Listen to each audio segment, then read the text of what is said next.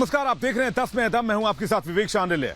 दिखाएंगे आपको दिन भर की बड़ी खबरें और उन खबरों के पीछे की खबर। लेकिन उससे पहले आपको बता दें कि रिपब्लिक भारत आपसे जुड़े हर एक मुद्दे की आवाज उठाता है, तो आप भी अपनी आवाज उठाएं और रखें अपने विचार कू ऐप पर। कू ऐप के यूजर्स के लिए हमारा आज का सवाल यह है कि क्या अपराधी घोषित होने के बाद परमबीर सिंह की सारी संपत्तियों को जब्त कर लेना चाहिए? अभी डाउनलोड करें कू ऐप, फॉलो करें रिपब्लिक भारत को और इस आंसर के पोल में हिस्सा लें। हम आपको इस पोल का रिजल्ट दिखाएंगे बुलेटिन के अंत में। लेकिन सबसे पहले बात करते हैं रक्षा मंत्री राजनाथ सिंह की। रक्षा मंत्री राजनाथ सिंह चीन से सटे रेजिंग ला पहुंचे। चीन के सीमा पर रक्षा मंत्री का जाना इस वक्त की स्थिति में बहुत मायने रखता है, क्योंकि लगातार सीमा पर चीन उकसावे वाले हरकत को अंजाम दे रहा है। और रक्षा मंत्री ने आज साफ चेतावनी दे दी है कि अगर किसी तरह के उकसावे की हरकत की गई या भारत को उकसाने की कोशिश हुई तो करारा जवाब दिया जाएगा। यह 62 का भारत नहीं है।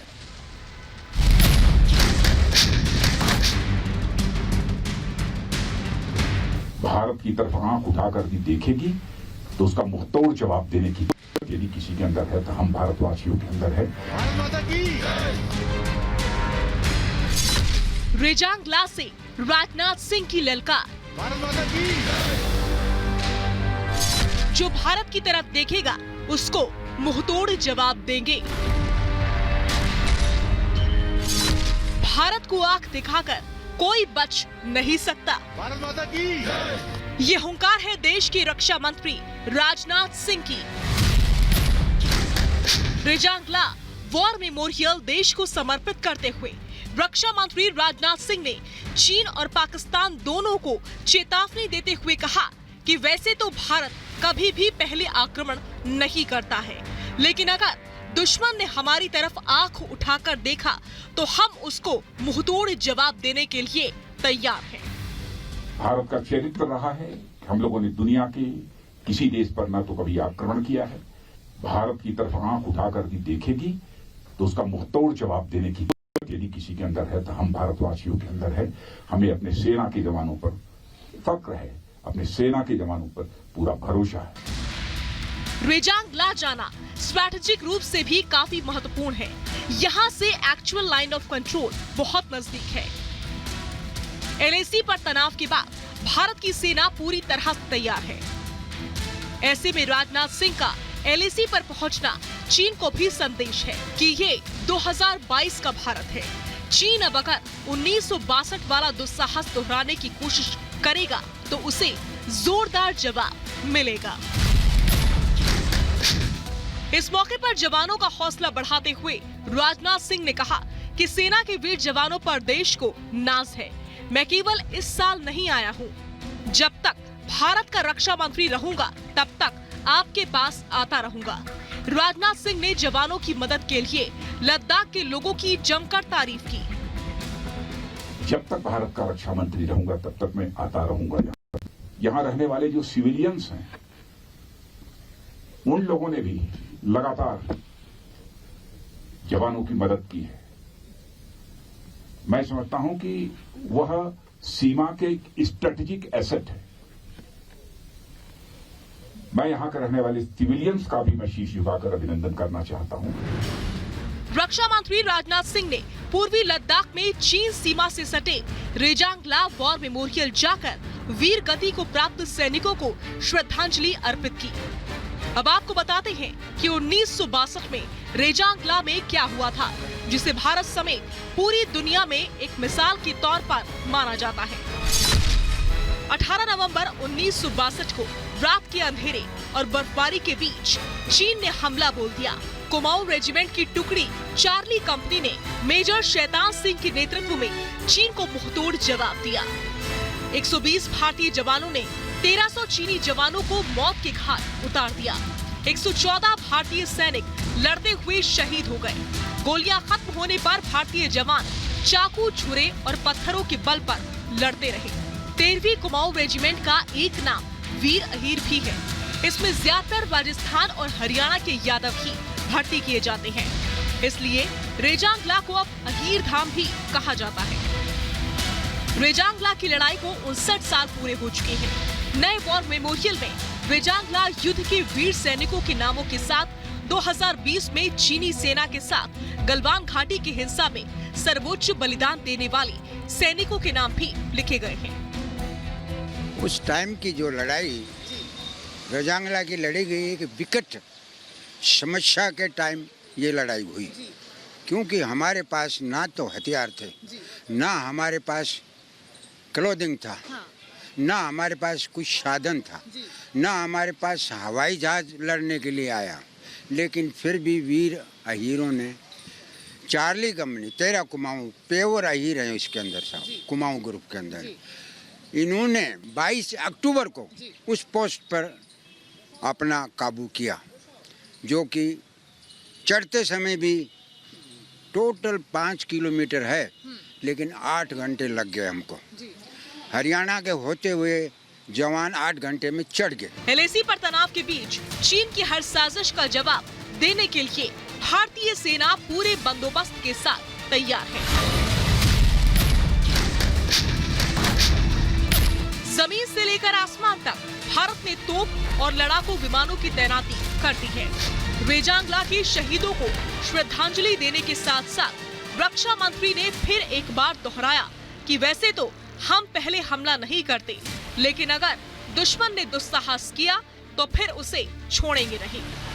Bureau report, Republic Bharat. प्रधानमंत्री नरेंद्र मोदी कल झांसी का दौरा करने वाले हैं। प्रधानमंत्री का झांसी दौरा देश की ताकत को और मजबूत करने के लिहाज से काफी अहम माना जा रहा है, क्योंकि पहली बार देश में यानी कि स्वदेशी लाइट कॉम्बैट हेलीकॉप्टर को देश के सामने रखा जाएगा, सेना में शामिल किया जाएगा। प्रधानमंत्री इसकी सौगात देंगे। इस अटैक हेलीकॉप्टर की खासियत यह है कि ऊंचे पहाड़ों पर भी यह मिशन को अंजाम दे सकता है, खतरनाक मिशन को आराम से पूरा कर सकता है और दुश्मनों का सफाया करने में यह अटैक हेलीकॉप्टर काफी माहिर माना जाता है।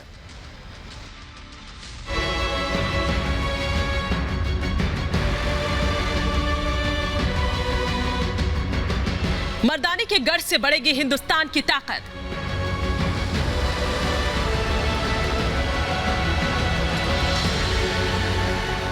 हाईटेक हथियारों से लैस होगी सेना।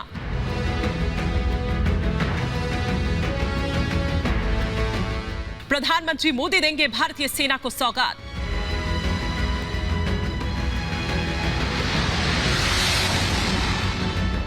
पूर्वांचल में भारतीय सेना का दमखम दिखाने के बाद पीएम मोदी कल झांसी जाएंगे, जहां भारतीय सेना के तीनों अंगों थल सेना, जल सेना और वायु सेना को स्वदेश निर्मित अत्याधुनिक हथियारों से लैस करेंगे।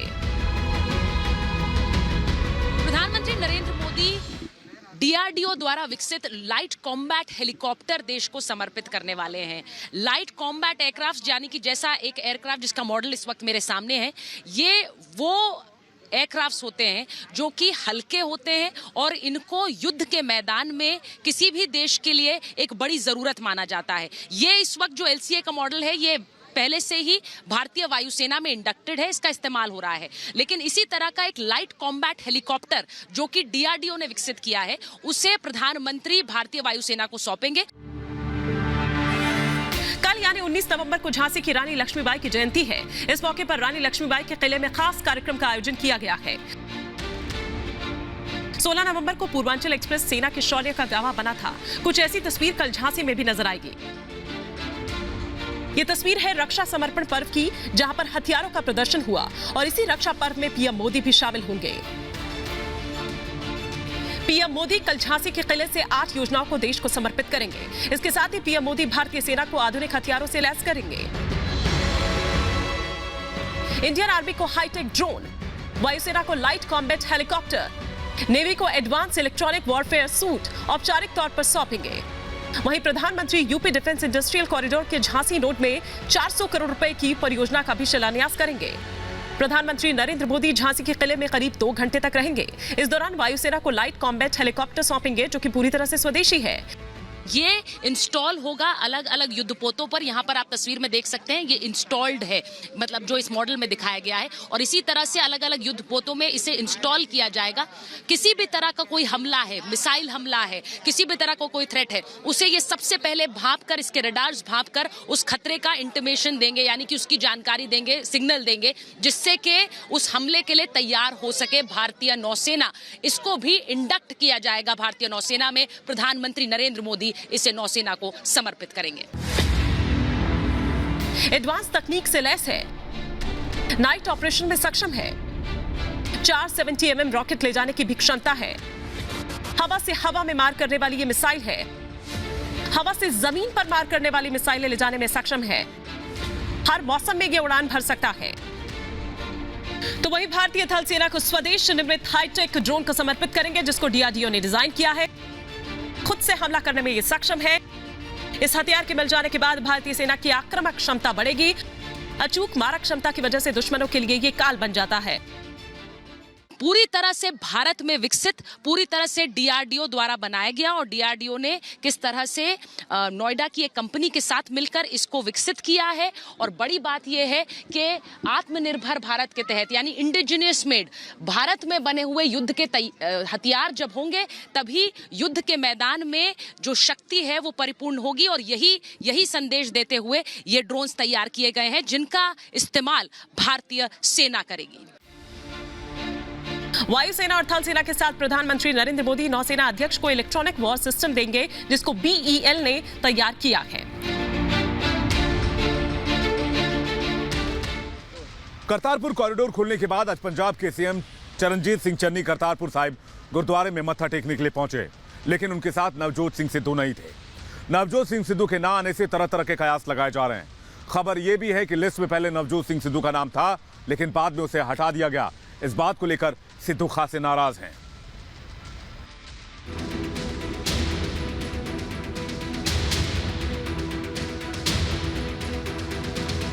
नहीं थम रहा पंजाब कांग्रेस में घमासान, फिर आमने सामने चन्नी और सिद्धू। पंजाब कांग्रेस में घमासान थमने का नाम नहीं ले रहा है। करतारपुर कॉरिडोर के मुद्दे को लेकर एक बार फिर से पंजाब के मुख्यमंत्री चरणजीत सिंह चन्नी और प्रदेश कांग्रेस अध्यक्ष नवजोत सिंह सिद्धू आमने सामने आ गए हैं।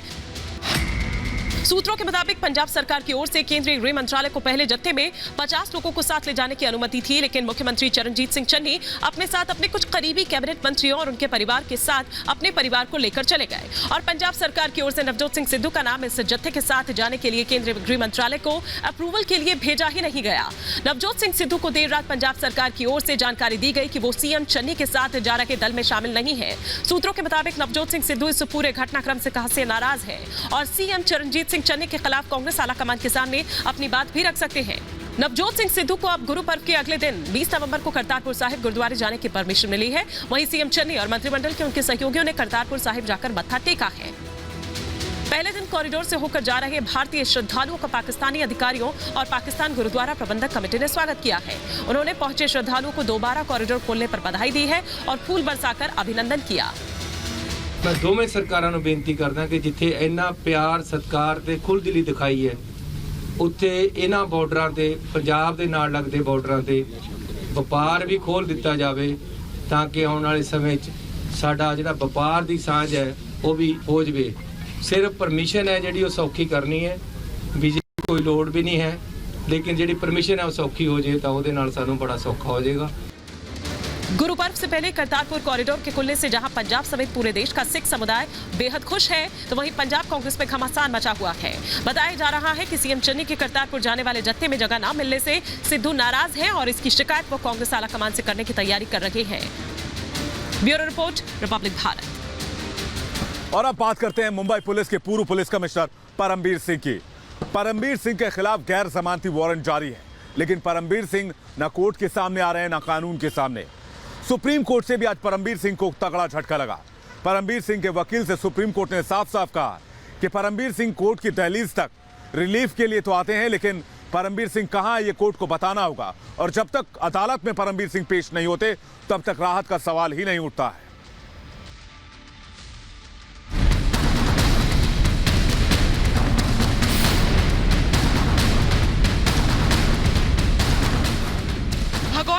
परमबीर की बढ़ी मुश्किलें।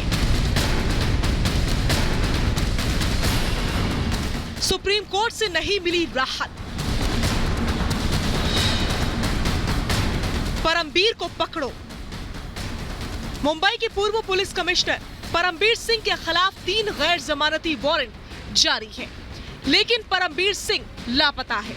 परमबीर सिंह की गिरफ्तारी को रोकने और संरक्षण देने के लिए सुप्रीम कोर्ट में याचिका दायर की गई थी, लेकिन सुप्रीम कोर्ट ने याचिका पर सुनवाई से इनकार कर दिया। सुप्रीम कोर्ट ने कहा कि जब तक ये नहीं बताया जाएगा कि परमबीर सिंह कहां है, याचिका पर सुनवाई नहीं होगी। कोर्ट ने कहा कि परमबीर सिंह अभी तक जांच में शामिल नहीं हुए हैं और उनके संरक्षण के लिए याचिका दायर की गई है। सुप्रीम कोर्ट ने परमबीर सिंह के वकील से पूछा कि वे देश या दुनिया के किस हिस्से में हैं, क्योंकि गिरफ्तारी से बचने के लिए आदेश की मांग करने वाली याचिका उनकी ओर से दायर की गई है। ये कहना चाह रहे हैं कि अगर कोर्ट परमवीर जी को बेल दे दें तो उनको थोड़ा उनका डर थोड़ा डिसिपेट हो जाएगा और फिर वो आगे आ पाएंगे और वो इन्वेस्टिगेशन ज्वाइन पाएंगे। अब ये थोड़ा विशियस साइकिल बन जाता है, क्योंकि एक साइड पे डिफेंस लॉयर्स कह रहे हैं कि हमें बेल दे दो, हम इन्वेस्टिगेशन ज्वाइन करेंगे, और प्रोसिक्यूशन कहता है उन्होंने अभी तक इन्वेस्टिगेशन बिल्कुल ज्वाइन नहीं किया है, कोऑपरेट नहीं किया है और ये ग्राउंड है बेल डिनाई करने का। परमबीर सिंह के खिलाफ मुंबई और ठाणे जिले के कई पुलिस थानों में उगाही के मामले दर्ज हैं। आईपीएस अधिकारी के खिलाफ लुकआउट नोटिस भी जारी करने की प्रक्रिया है। वहीं परमबीर सिंह के नाम से 5 संपत्तियों की जानकारी सामने आई है, जिनमें से वो खुद 3 संपत्तियों का मालिक है। हरियाणा के फरीदाबाद जिले में 22 लाख की एक कृषि भूमि, 14 लाख की एक अन्य जमीन, मुंबई के जुहू में 4 करोड़ 64 लाख रुपए की कीमत का एक फ्लैट, नवी मुंबई में 2 करोड़ 24 लाख का फ्लैट और चंडीगढ़ में 4 करोड़ का एक घर। भगोड़े परमबीर को जहां सुप्रीम कोर्ट से राहत नहीं मिली है, वहीं अगर उसने 30 दिनों के अंदर सरेंडर नहीं किया तो फिर उसकी संपत्ति को जब्त करने की कार्रवाई शुरू हो जाएगी। और अब बात करते हैं आज के कू ऐप पर पूछे गए हमारे सवाल की। हमने कू ऐप पर आज पूछा था कि क्या परमबीर सिंह के अपराधी घोषित होने के बाद उनकी सारी संपत्ति को जब्त कर लेना चाहिए। 95% लोगों ने हाँ में जवाब दिया है, 5% लोगों ने ना में जवाब दिया है।